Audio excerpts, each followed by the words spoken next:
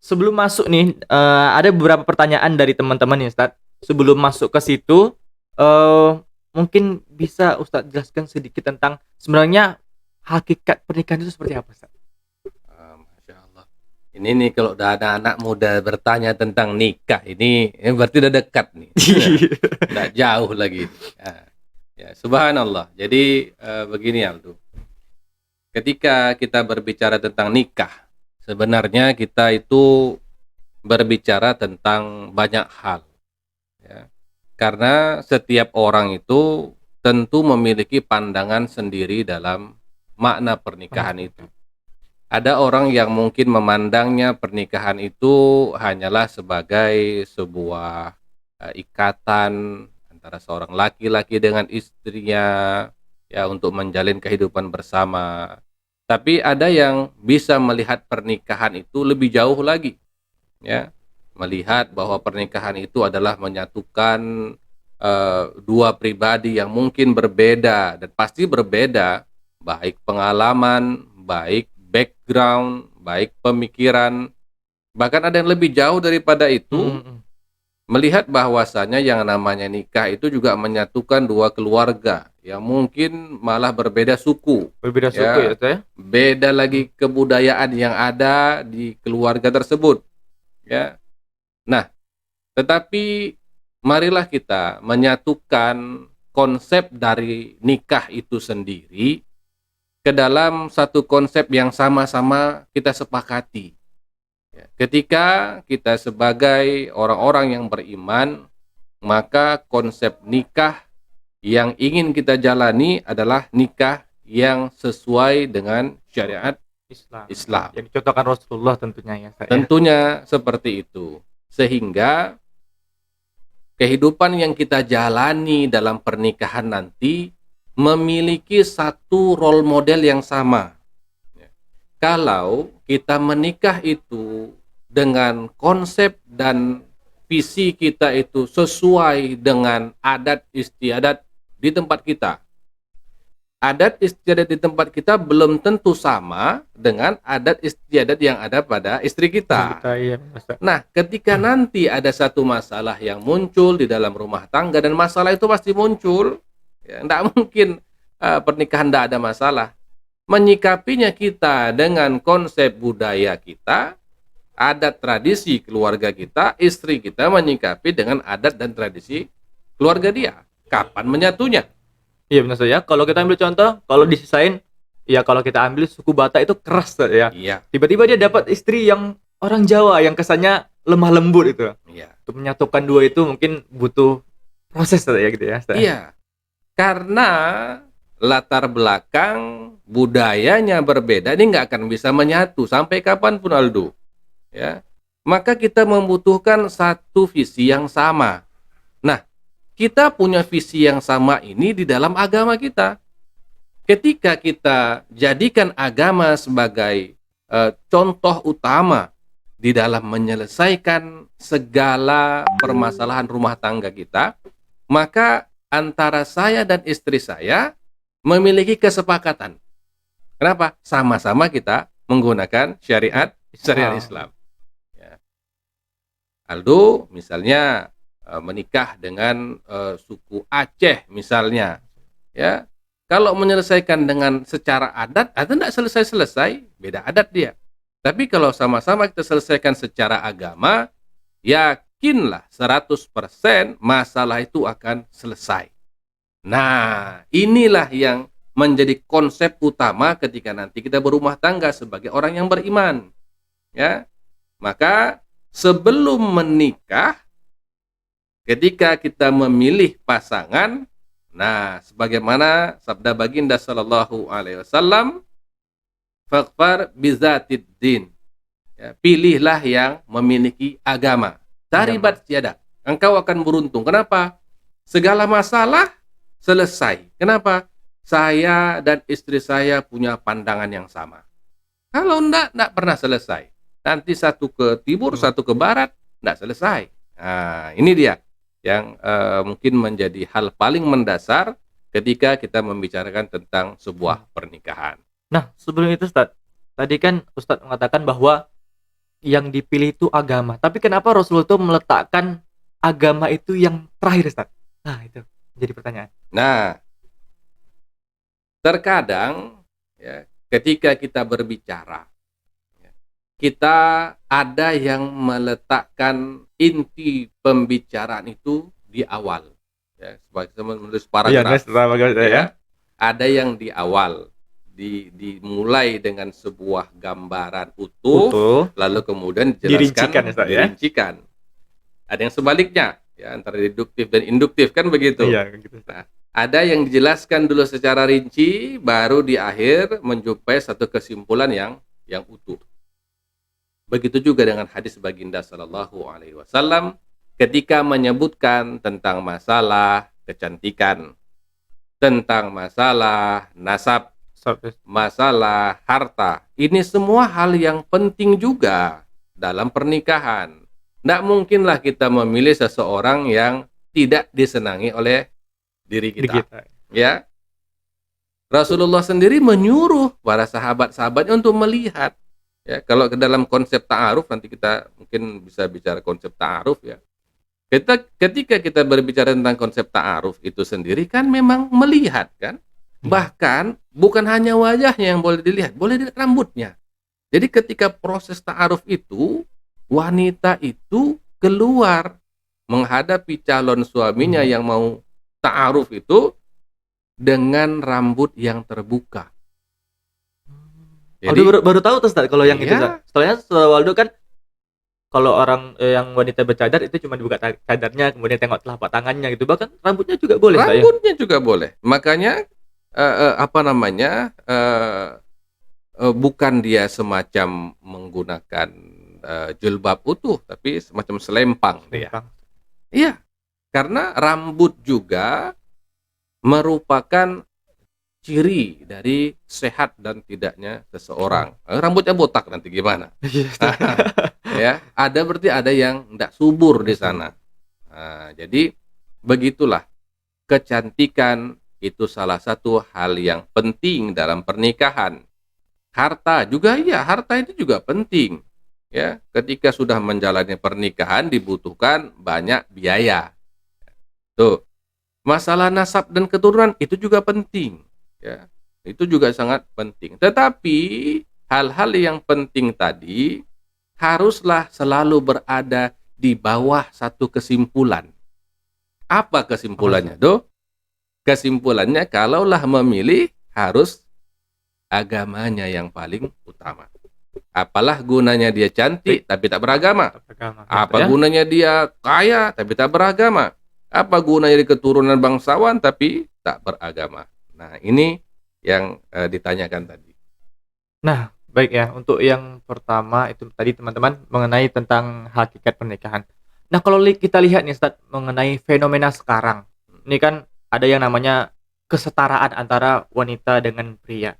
Jadi bahkan sampai-sampai seorang wanita ini tidak memikirkan lagi yang diwajibkan oleh Rasulullah itu sunnahnya menikah. Jadi dia sibuk dengan berkarir, sampai-sampai umur yang seharusnya sudah matang untuk menikah dia belum menikah nih. Ini gimana, Ustaz? Apakah nanti ketika dia meninggal tidak mempunyai suami atau tidak menikah itu apakah Allah bakal murka, Ustaz? Di sisi lain dikatakan bahwa jodoh itu sudah diatur oleh Allah gitu. Gimana, Ustaz? Baik. Ini pertanyaan banyak orang juga, Aldo. Ketika seseorang sudah mencapai usia pernikahan, lalu kemudian semua dikembalikan pada dia, ya. Apakah dia mau menikah atau dia belum mau menikah? Hal ini kemudian berimbas kepada hukum nikah atas diri dia. Hukum asal menikah itu kan sunnah. Nikahu sunnati, nikah itu sunnah kata Rasulullah. Ya.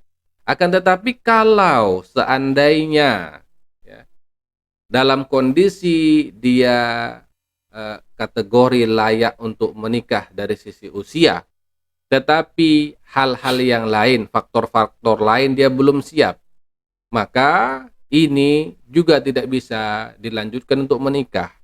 Tidak bisa dipaksakan pernikahan itu. Karena pernikahan itu sesungguhnya adalah ridho, ya, ridho, ya, perasaan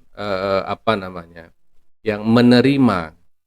Kalaulah dipaksakan, sementara yang namanya pernikahan itu selalu ada masalah, dia nanti akan mencari kambing hitam atas masalah yang dihadapi di rumahnya.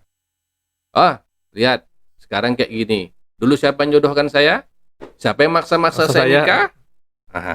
Jadi dia cari kambing hitam, tapi ketika dia menikah atas ridhonya dia, dan bahkan dalam Islam sendiri begitu, walaupun seorang ayah memiliki kewenangan untuk menikahkan anak putrinya, putrinya ya. tetapi Dia berhak menolak. dia bisa menolak. Ya, harus ditanyakan keridhoannya. As-sukutu alamatur ridho. Dan diamnya wanita ketika ditanya, mau nggak nikah sama Aldo? Diam, dia kan senyum-senyum. Malu-malu berarti. Itu mau dia tuh. Karena perempuan yang afifah, ya, yang menjaga dirinya itu malu dia. Ya, kalau yang enggak malu, mau katanya.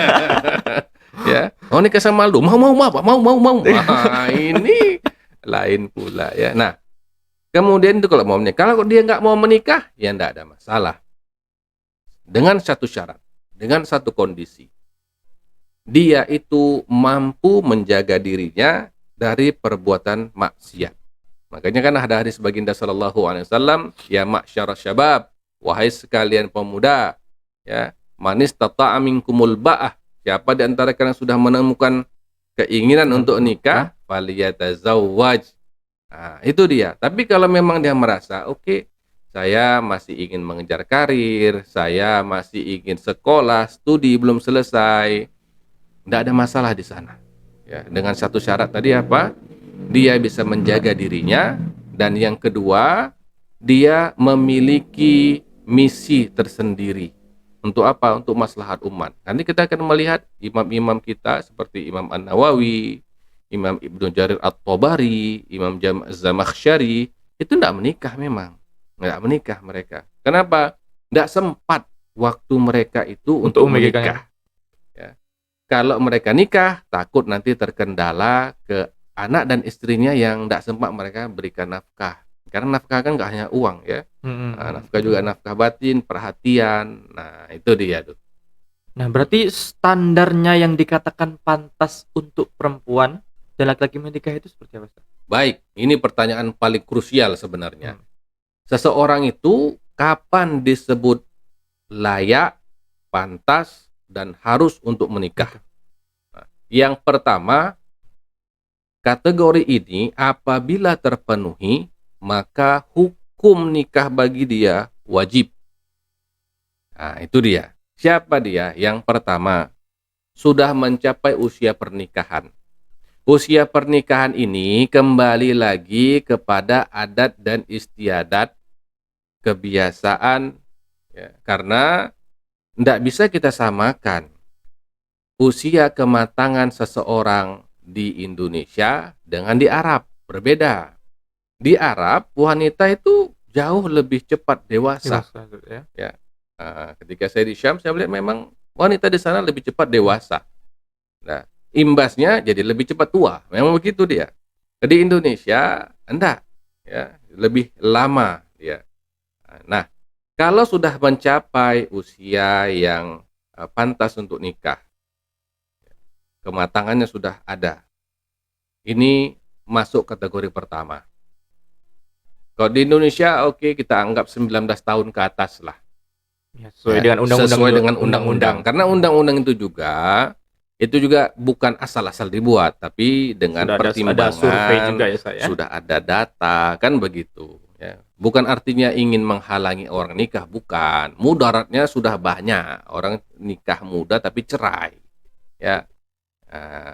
Kan kadang-kadang kan kita kasihan ya melihatnya udah gembar-gembor nikah dini cerai kan, cerai tiba-tiba. Jadi kan malah disalahkan ya, malah disalahkan gitu. Ya sudahlah, tunggu pada usia 19 ke atas. Yang kedua, dia sudah menyelesaikan kewajibannya. Apa kewajibannya? Pendidikan. Pendidikan yang mendasar bagi seseorang itu harus. Ndaklah mungkin kita nanti menikah, istri kita ndak tahu tambah kurang. nggak bisa membaca. Ini kan nanti akhirnya jadi kesulitan. Ya, jadi sudah selesai kewajiban dia dalam ilmu untuk diri dia. Yang ketiga, dia sudah memiliki kematangan emosional.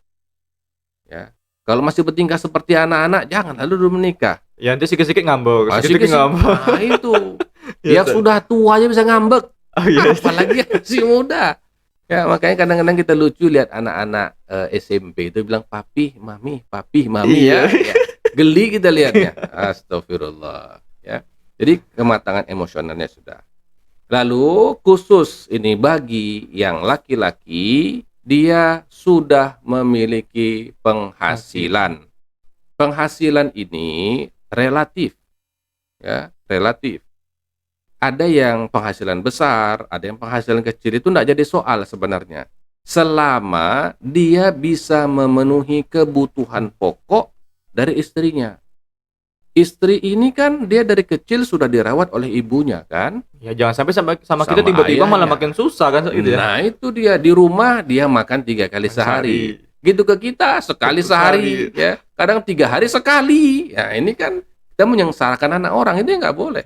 Ada penghasilan kita yang kita bisa jamin ya secara adat cukup untuk dia. Ya, kebutuhan pokok, kebutuhan primer dia.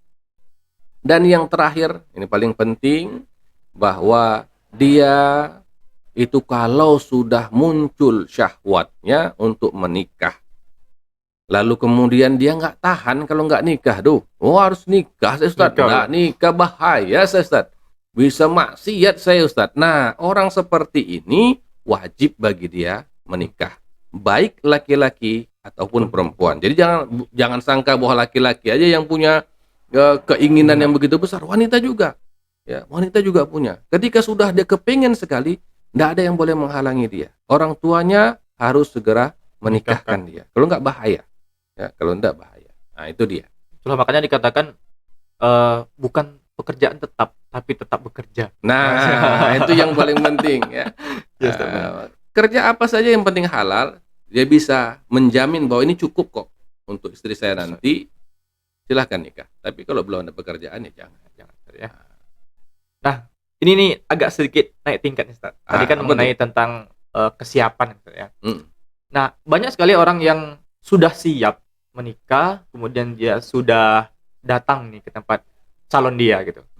Nah, tiba-tibanya orang tuanya itu meminta uang apa, Ustaz? Uang hantaran. Hantaran. Anak saya sejana nih. Oh, saya harus uang hantaran anak saya 100 juta nih gitu. Itu gimana, Ustaz? Padahal kan Rasulullah dia mengatakan bahwa jangan yang memberatkan dan jangan pula yang menjatuhkan martabat. Tapi kita lihat fenomena sekarang banyak seperti itu, Ustaz. Jadi mentang-mentang anak saya sarjana gitu. Saya orang yang berada tuh. Jadi untuk menikahi anak saya itu harus punya taraf tinggi gitu, Ustaz. Masya Allah. Ini yang pertama memang orang tuanya suruh ngaji dulu. Jadi kalau sudah seperti itu, kita harus menyadari bahwa ternyata tingkat kaji keislaman orang tua atau calon mertua kita itu masih rendah. Siap nggak? Siap nggak kamu untuk menghadapi yang seperti itu? Karena seperti kita sebutkan di awal, ketika kita menikah, kita punya satu visi dan misi yang sama. Menyelesaikan segala masalah dengan syariat. Nah, ini mertua sudah tidak sesuai syariat dari awal. Ya, anaknya ikut kajian tapi orang tuanya belum tentu saya. Belum tentu. Nah, sanggup nggak? Itu dia. Ya. Kalau kita berbicara benar dan salah, tentu ini salah. Tetapi kita tidak hanya berbicara antara benar dan salah. Kita ingin cari solusi. Ya, solusi. Bagaimana supaya lamaran ini diterima tanpa memberatkan calon suami. Nah, salah satunya Aldo yang harus dilakukan oleh calon suami ini, bawa orang yang dihormati oleh orang tua itu. Orang yang dihormati, yang disegani. Itulah yang bisa menyelamatkan tadi itu. Jadi nyusun strategi aja Ustaz ya sebelum datang. Nah, itu kan bagaikan sebuah medan perang. Ya. Jadi nggak boleh saya asal-asal tiba-tiba datang, saya mau lamar anak bapak gitu. Enggak bisa, itu nggak persiapan matang, ya. Makanya sebagaimana kebiasaan orang-orang tua kita dahulu, kalau mau melamar apa yang dilakukan oleh mereka? Apa datang saja mereka dengan orang tua? Kan enggak. Pasti bawa tokoh Tokoh masyarakat, masyarakat. ya. Nah, kalau di Minang mungkin datuk, ya. Nah, datuk sini ketemu datuk Untuk sini. sana, ya Oh. kan? Tujuannya apa? Tujuannya supaya ada rasa segan, ada rasa penghormatan bahwa yang datang ini adalah keluarga terhormat, yang didatangi keluarga terhormat, tapi kita tidak hanya berbicara masalah pitih, masalah uang. Ada kehormatan yang tidak bisa dinilai dengan hanya uang semata. Nah, itu dia. Ya kita bicara solusi nih. Nah, kalau salah ya salah jelas Salah, kan, iya, suruh ngaji betul. lagi tuh. Cuman kalau sudah kepincut, Ya ya gimana lagi, sudah Ustaz, ya? suka, ya ketemu di halakoh. Nah, ya, tapi ternyata oleh orang tuanya dengan kondisi seperti itu, ya maka kita mencari solusi. Solusinya enggak ada lain. Bahwa orang yang memang dihormati oleh orang tua dari pihak perempuan untuk bisa negosiasi di situ. Jadi Nah, bukan ini bukan berdagang aja yang harus negosiasi, Ustaz, ya? no, enggak Ternyata itu juga. pernikahan juga harus ada negosiasi, Iya, Ustaz, ya? karena kalau itu kita enggak pandai negosiasi, wah, itu kita bakal kelabakan dalam menghadapi biduk rumah tangga. Rumah tangga perlu juga siasat. Nah, Siasat. ya, Iya. Wah, nggak terasa nih, Ustaz, kita sudah hampir setengah jam ya di sini bersama teman-teman kita di rumah. Dan mungkin jika ada teman-teman yang mau bertanya, bisa langsung bertanya, kita tunggu. Nah, sebelum ada pertanyaan dari teman-teman nih, Ustaz, mungkin bisa Ustaz simpulkan untuk pertemuan kita hari ini, Ustaz. baik. Jadi tema besar kita pada hari ini kan tentang nikah. Ya. Yang pertama, kalau memang ingin menikah, satukan visi kita bahwa segala permasalahan yang muncul dalam pernikahan kita akan selesaikan secara syariat.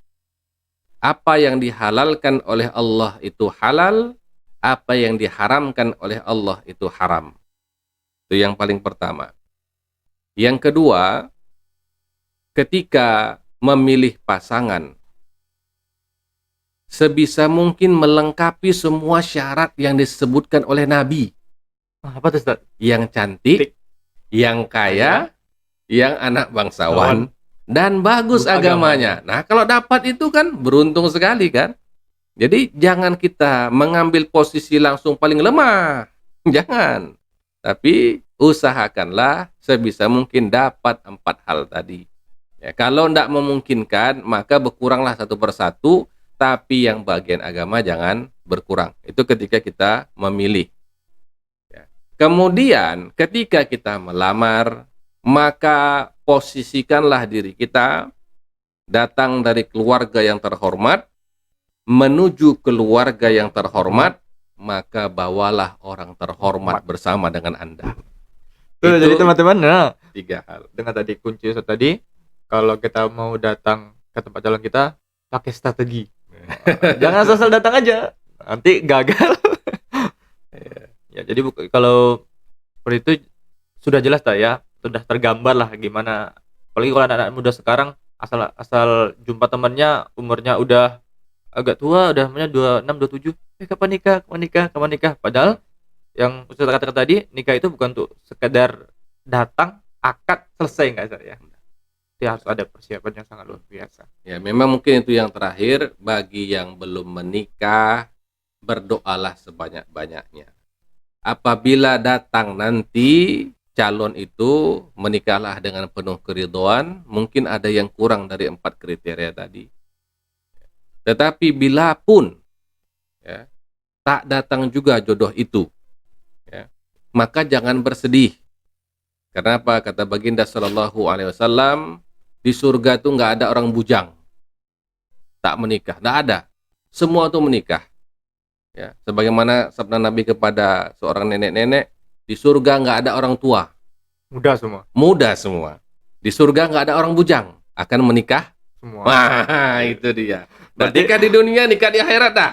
Berarti itu ya Ustaz, pilihannya. Tapi kan lebih enak Ustaz, kalau kita di dunia menikah, nanti di akhirat juga dikasih bidadari gitu. Kalau menikah di dunia, maka istri akan menjadi ratu bidadari. Ya, itu dia. Ya, itu kelebihan orang menikah. Tentu ada. Ya, kenapa orang menikah ini tentu banyak masalah. Seiring dengan banyak masalah dia selesaikan mendapat pahala kan. Tentu martabatnya lebih tinggi daripada yang tidak menikah. Makanya kenapa banyak masalah? Karena menikah itu kan merupakan ibadah seumur hidup ya Ustaz ya. Betul, betul. Tentunya setan-setan tuh lebih agak expert dia mengganggu kita Ustaz, Oh, ya. jelas, jelas. Kalau di kalangan musabakoh di antara para setan, yang paling nomor satu itu adalah orang yang bisa memisahkan antara seorang suami dengan istrinya. Musabakoh itu juaranya tuh. Itu juara Ustaz, Itu ya. juaranya tuh. Setan yang bisa melakukannya, dia akan menjadi setan yang punya martabat yang tinggi dan dekat dengan iblis. Maka janganlah kita pula ikut-ikutan. Itu bagian setan itu. Kita pula yang memisahkan suami dengan istrinya. Kita pula lah Yang jadi yang setan. dekat yang jadi setannya. Ya. Bahkan ilmu sihir yang paling kuat yang terdapat dalam Al-Quran, yang Allah turunkan sihir itu kepada malaikat Harut dan Marut, adalah sihir yang bisa memisahkan antara seorang suami dan istrinya. Jadi, nah itu dia. Masya Allah, luar biasa sekali pembahasan kita hari ini. Dan sudah waktunya Ustaz, sepertinya tidak terasa ya. Ini maunya teman-teman di rumah nih sejam 2 aja maunya Ustaz, ya. Tapi karena waktu misalkan kita dan Ustaz juga punya kegiatan, alhamdulillah tetap saksikan terus podcast dari Peramah, yang tentunya kita akan update terus di akun Instagram Peramah Riau. Jadi teman-teman yang belum nge-follow bisa langsung di-follow. Dan kemudian nanti video ini kita akan upload juga di akun YouTube-nya Peramah Riau. Jadi buat teman-teman yang tidak mengikuti dari awal, nanti bisa lihat di akun YouTube Peramah Riau. Ya mungkin Ustaz, sekian, terima kasih banyak sudah hadir di base camp kami yang ya cukup sederhana ini. Mudah-mudahan bisa memberi kenyamanan dan jangan bosan Ustaz ya. Insya Allah, Jangan insya bosan, Allah, insya Allah kita bakal undang kembali Ustadz dengan pembahasan yang lebih menarik. insya Allah. Baik, sekian dari kami, kita tutup. Assalamualaikum warahmatullahi wabarakatuh. Waalaikumsalam warahmatullahi wabarakatuh.